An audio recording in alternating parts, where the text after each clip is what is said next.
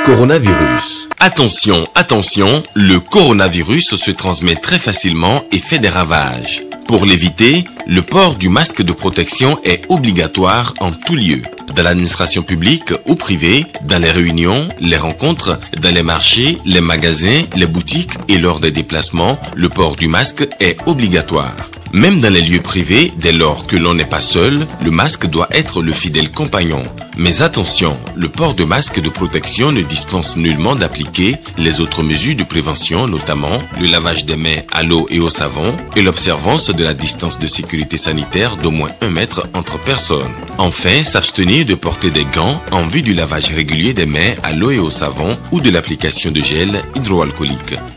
Pour tout savoir sur l'épidémie du coronavirus au Bénin, rendez-vous sur le site web www.gouv.bj/coronavirus. Ceci est un message du gouvernement de la République du Bénin. Mesdames et messieurs, bonsoir et soyez les bienvenus dans cette édition du journal des régions. Cérémonie de prestation de serment le week-end dernier dans la cité des Koboro, des lauréats de la 9e promotion de l'école de formation médico-sociale de Parakou. Plus de 500 apprenants dans plusieurs filières de formation désormais mis sur le marché de l'emploi. On fait le point avec Dorcas Tito et Michael Noati dans ce reportage. Je m'abstiendrai de toute pratique délictueuse ou malfaisante. Des assistants sociaux, des techniciens sanitaires, des aides-soignants. Ils sont au total 546 apprenants en fin de formation à prêter serment et recevoir ainsi leur parchemin. Pour l'examen de certification de juin 2020, sur 96 apprenants présentés pour le compte des assistants sociaux, 96 sont admis, soit un pourcentage de réussite de 100%. Sur 53 apprenants présentés dans la spécialité des techniciens sanitaires, 53 sont admis, soit un pourcentage de réussite de 100%.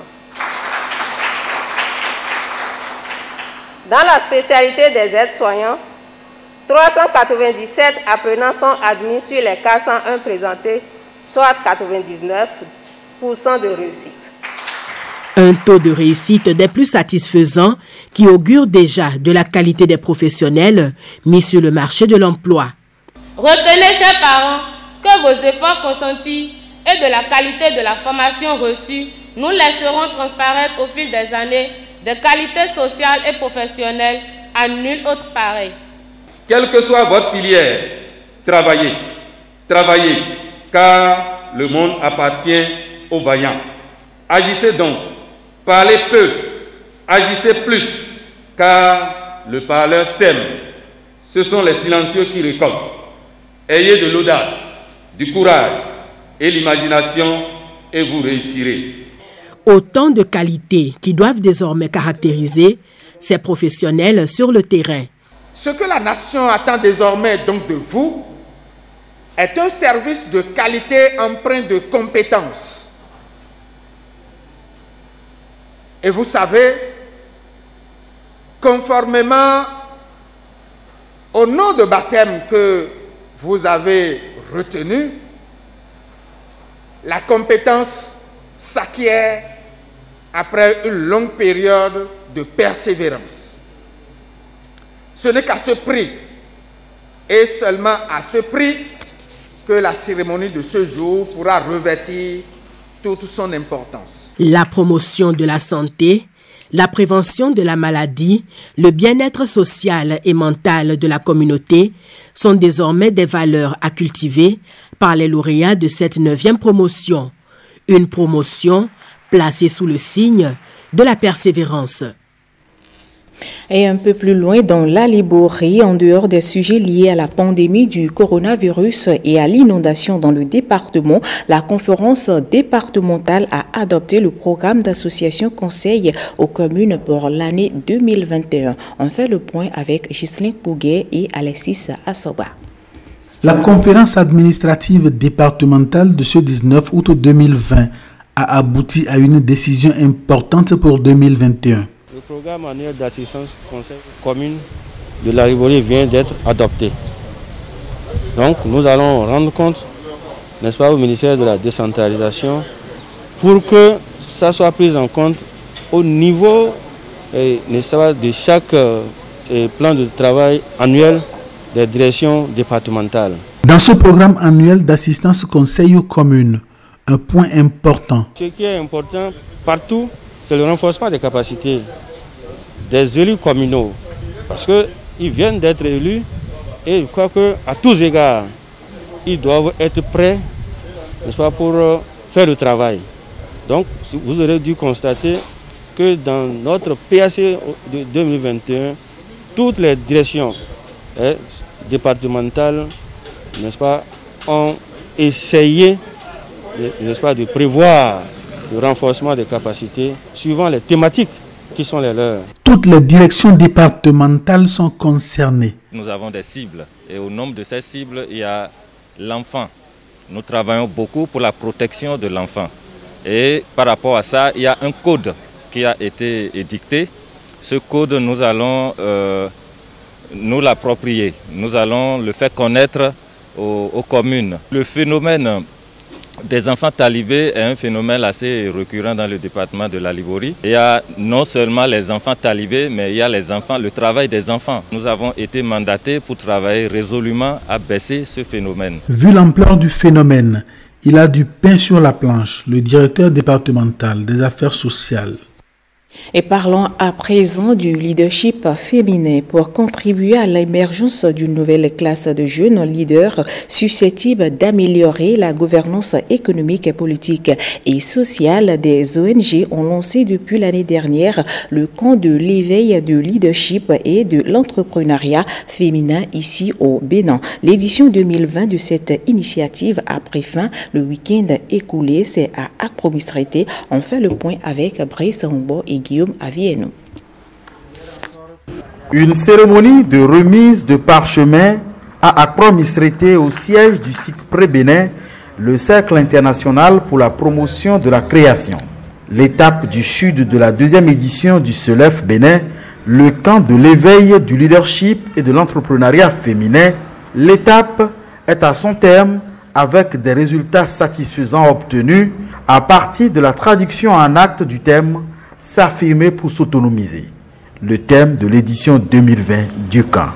Le camp a été très intensif, dans une bonne ambiance. On a appris beaucoup de choses, on a intitulé, nous avons travaillé sur beaucoup de modules comme le leadership féminin, l'entrepreneuriat féminin, l'estime de soi, les droits de la santé sexuelle et reproductive. En ces 2 jours, ils nous ont vraiment mis le paquet pour nous donner l'essentiel et le maximum d'informations pour nous envoyer dans les communautés et travailler pour l'amélioration de la condition de la gente féminine dans nos communautés pour un impact général au Bénin.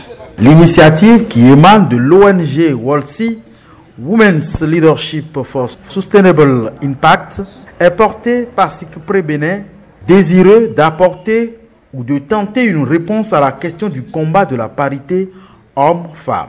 L'institution pense qu'en plus des compétences, il faut aussi un transfert équitable des ressources au profit de la femme, et ce camp en est un exemple. Le développement holistique du Bénin ne saurait advenir que par la conjugaison des efforts de tous les acteurs, hommes et femmes, filles et garçons. Le camp de l'éveil du leadership et de l'entrepreneuriat féminin est venu renforcer un combat que plusieurs acteurs, dont le SICPRE Bénin, depuis des années, s'évertuaient à mener. Les organisateurs du camp attendent en fait un retour sur investissement avec la concrétisation des projets individuels et collectifs déjà identifiés des participantes pour le bonheur de leur communauté. Autre sujet de l'actualité dans cette édition du Journal des régions, le mouvement associatif Lien National a installé sa coordination départementale dans le Mono. À cette occasion, les membres de ce creuset ont réaffirmé leur soutien aux actions du chef de l'État dont ils suscitent d'ailleurs la candidature pour un second mandat. L'événement a eu lieu à Lokossa. Voici le point que nous fait Olviga Messon et Vitis Arouré. Coordonnateur Oscar Kekereke. Premier vice-coordonnateur Germain Kakosa. Le mouvement associatif Lien National a désormais sa coordination dans le Mono, à l'instar de plusieurs autres départements du Bénin. Une équipe d'une vingtaine de membres dont les attributions sont ainsi définies. La coordination a pour mission d'identifier, de recruter et en faire des propositions au bureau national en vue de la constitution et de l'installation des coordinations communales, et ceci dans un bref délai. Promouvoir les valeurs civiques et la culture de la citoyenneté. Œuvrer pour la dynamique sociale, sportive et culturelle. Travailler à l'équilibre du genre, à l'autonomisation des femmes, à la promotion de l'éducation et des valeurs des droits de l'homme.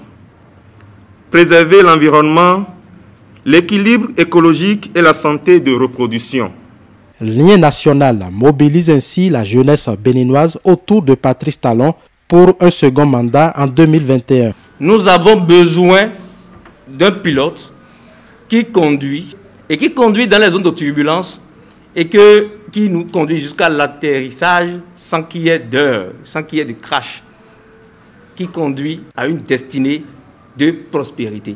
Et Patrice Talon, aujourd'hui, est l'élément unique. La coordination départementale du Lien National dans le Mono prend déjà la mesure de sa mission. Je voudrais tout d'abord remercier les membres du bureau exécutif,